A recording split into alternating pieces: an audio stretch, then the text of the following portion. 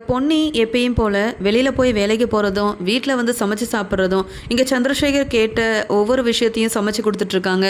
இதெல்லாம் பார்க்கும்போது இங்கே பவானி, ஜெயா, பிரீத்தின்னு எல்லாருக்கும் ரொம்ப கோவம் வருது. உடனே பவானி சொல்கிறாங்க, நான் தான் சொன்னேனேம்மா, இந்த பொன்னி மேலே தான் தப்பு இருக்குன்னு தெரிஞ்சுக்கிட்டு வீட்டை விட்டு வெளியில் போனால் சம்பாதிக்க முடியாது, தங்க இடம் கிடைக்காதுன்னுட்டு ஏதோ உண்மையை கண்டுபிடிக்க போகிறேன்னு இந்த பொன்னி பொய் சொல்லிட்டு நம்ம வீட்லேயே தங்கிட்டு இருக்கா.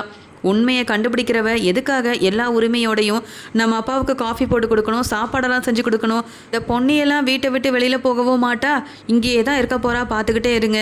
பொன்னி, நம்ம அப்பா, இங்கே எல்லாருமே இந்த பொன்னிக்கு சப்போர்ட் பண்ணிகிட்டு இருக்கிறதுனால தான் பொன்னி ரொம்ப ஓவராக பண்ணிகிட்ருக்காமா அப்படின்னு சொல்லும்போது இங்கே யோசிக்கிறாங்க பிரீத்தி. இங்கே பவானி அக்கா சொல்கிற மாதிரியே பொன்னி வீட்டை விட்டு வெளியில் போகாமல் இங்கேயே இருந்துட்டானா இங்கே எப்படியும் கொஞ்சம் கொஞ்சமாக பொண்ணுக்கிட்ட பேசி மனசை மாற்றி மறுபடியும் 2 பேரும் ஒன்று சேர்ந்துருவாங்க. மாடியில் இருக்கிற இந்த பொண்ணையும் அதுக்கப்புறமா சக்தியோட ரூமுக்கே வந்துடுவா. 2 பேரும் ஒன்று சேர்ந்து வாழ ஆரம்பிச்சிருவாங்க. அப்படி மட்டும் நடக்கவே கூடாது.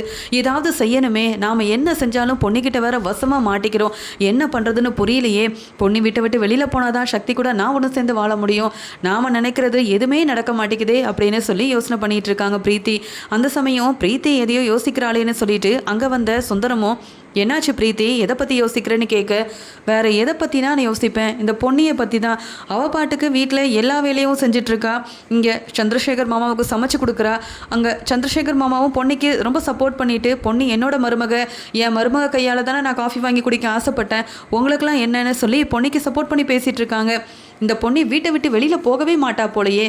என்ன சொன்னாலும் பொன்னி கேட்கவும் மாட்டிக்கிறா. ஏதோ உண்மையை கண்டுபிடிப்பேன்னு சொல்லிட்டு இருக்கா. ஆனால் எனக்கு என்னவோ அவள் உண்மையை கண்டுபிடிக்கிறதுக்காக இந்த வீட்டில் இல்லை, வெளியில் போனால் தங்க இடம் இல்லைன்ட்டு தான் இங்கே மறுபடியும் சக்தி கூட எப்படியாவது ஒன்று சேர்ந்து வாழ்றோன்ற ஆசையில் தான் இவள் வீட்டை விட்டு வெளியில் போகாமல் இருக்கா போல அப்படின்னு சொல்ல, அதுக்கு உடனே சுந்தரமும், அதுக்கும் அந்த பிரச்சனை எல்லாத்துக்குமே ஒரு முற்றுப்புள்ளி வைக்கிறேன் பிரீத்தி, நீ கவலைப்படாத. நீயும் சக்தியும் தான் ஒன்று சேர்ந்து வாழ போகிறீங்க. எவ்வளவோ செஞ்சுட்டேன், இதை செய்ய மாட்டேன்னா. ஏற்கனவே இந்த பொன்னி ஒரு ரூமில் இருந்தா, இங்கே யார் முகத்துலேயும் முழிக்கக்கூடாதுன்னுட்டு அந்த ரூம்லேயே இருந்துட்டு இருந்த பொன்னியை எப்படியாவது வீட்டை விட்டு வெளியில் அனுப்பணும் தான் ஆஃபீஸில் உள்ள எல்லா திங்ஸையும் கொண்டு வந்து ஸ்டோர் ரூமில் வச்சேன்.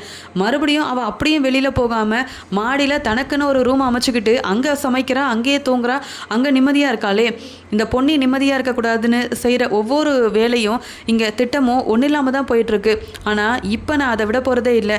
பொன்னி எங்கே இருக்கா அப்படின்னு கேட்கும்போது அதுக்கு பிரீத்தியும், இங்கே வீட்டில் சந்திரசேகர் மாமாவுக்கும் இங்கே மற்ற எல்லாருக்குமே சமைச்சியெல்லாம் கொடுத்தா, இப்போ அவள் வெளியில் வேலைக்கு கிளம்பி போயிட்டா அப்படின்னு சொல்கிறாங்க.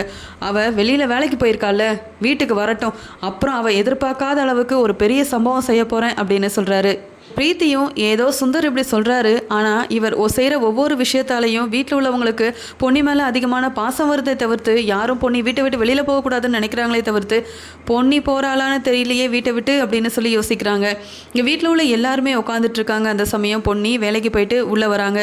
உடனே சுந்தரம், எங்கே பொன்னி போயிட்டு வரேன்னு கேட்க, நானா வேலைக்கு போயிட்டு வரேன், ஏன்னா எனக்குன்னு சாப்பிடணும், அது மட்டும் இல்லாமல் எனக்குன்னு நிறைய தேவைகள் இருக்குது, அதனால தான் நான் வேலைக்கு போயிட்டு வரேன் அப்படின்னு சொல்ல, அதுக்கு ஜெயாவும், ஏற்கனவே இவள் வேலைக்கு போய் நம்ம குடும்பத்தையே அவமானப்படுத்தினது பத்தாதுன்னுட்டு மறுபடியும் இவளால் தான் இவ்வளோ பெரிய பிரச்சனை வந்திருக்கு, இந்த வீட்டில் இருந்துக்கிட்டே இவள் வேலைக்கு போனால் அக்கம் பக்கத்தில் உள்ளவங்களாம் என்ன நினைப்பாங்க அப்படின்னு சொல்லிட்டு, பொன்னி, உனக்கு வெளியில் போய் வேலை செய்யணும்னா பேசாமல் நீ அப்படியே வீட்டை விட்டு வெளியில் போயிட வேண்டியதானே.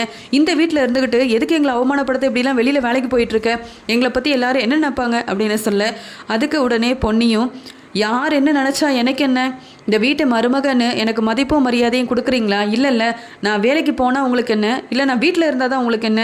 உண்மையை கண்டுபிடிச்சிட்டு அப்புறமா நான் வீட்டை விட்டு வெளியில் போகிற வரைக்கும் நான் கண்டிப்பாக வேலைக்கு போக தான் செய்வேன். உங்கள் பேச்செல்லாம் கேட்க வேண்டிய அவசியம் எனக்கு இல்லை. அதான் இந்த வீட்டு மருமகளாகவே என்ன நீங்கள் ஏற்றுக்க மாட்டீங்கல்ல.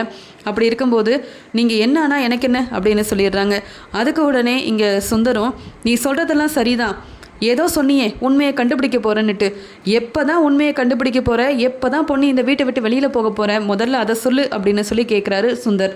அதுக்கு பொன்னியும், இதுக்காக தான் எல்லாரும் ஹால்லே உட்காந்து நான் வர வரைக்கும் காத்துட்டு இருந்தீங்கன்னா நான் வீட்டை விட்டு வெளியில் போகணும் தானே, போவேன் கண்டிப்பாக. என் மேலே தப்பே இல்லைன்னு நிரூபிச்சுட்டு யாரெல்லாம் இந்த பிரச்சனைக்கு பின்னாடி இருக்காங்கன்னுட்டு உண்மையை கண்டுபிடிச்சி எல்லாரும் முன்னாடி அவங்கள நிறுத்தினதுக்கு அப்புறமா நான் வீட்டை விட்டு வெளியில் போகிறதா வேண்டாமான்னு முடிவெடுப்பேன். அப்படி என்னால் கண்டுபிடிக்க முடியலன்னா கண்டிப்பாக நான் வீட்டை விட்டு வெளியில் போயிடுவேன்.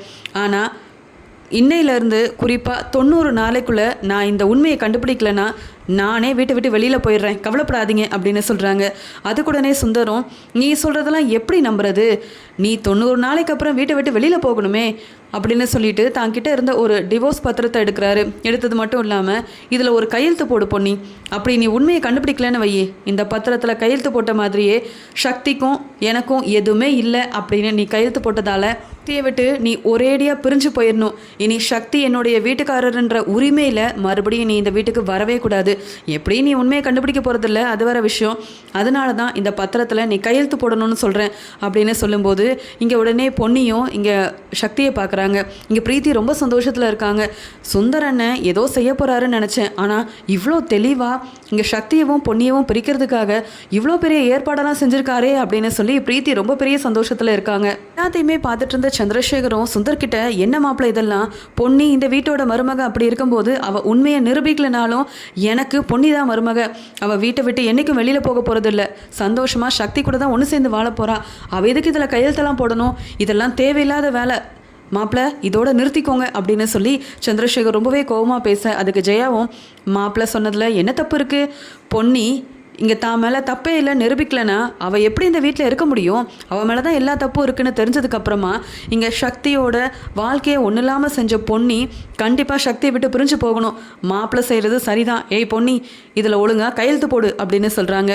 உடனே பொன்னியும் வேறு வழியே இல்லாமல் அங்கே சுந்தர் கொடுத்த பத்திரத்தில் கையெழுத்து போட போகிறாங்க. அந்த சமயம்தான் இங்கே பொன்னிக்கு ஞாபகம் வருது, நாம் எதுக்கு கையெழுத்து போடணும், இவங்க பேச்செல்லாம் கேட்டுக்கிட்டு, தப்பே இல்லைன்னு கண்டிப்பாக நிரூபிப்பேன், என் மேலே எனக்கு நம்பிக்கை இருக்கும்போது இவங்க பேச்செல்லாம் நான் எதுக்கு கேட்கணும் நினச்ச பொன்னி சுந்தரம் கொடுத்த அந்த டிவோர்ஸ் பத்திரத்தை கிழிச்சிடுறாங்க.